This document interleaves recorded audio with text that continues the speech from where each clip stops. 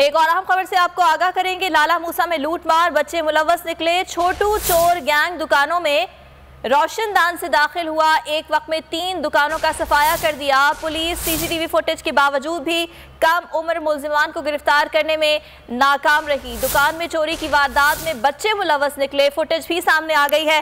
ताहम पुलिस की जानिब से अब तक कोई कार्रवाई नहीं की गई है। आपको ये मनाजिर भी दिखा रहे हैं। ये बच्चों का एक गैंग है जो दुकानों का सफाया करता है और ये बताया जा रहा है कि ये बच्चे रोशनदान से दुकान के अंदर दाखिल हुए और इस चोरी की वारदात में ये बच्चे मुलव्वस थे।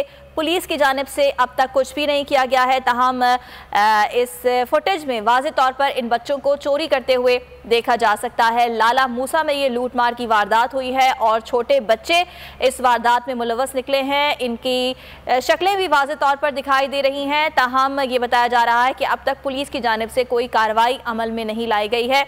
बच्चे बआसानी दुकान के अंदर रोशनदान के जरिए दाखिल हुए और उन्होंने दुकानों का सफाया कर दिया।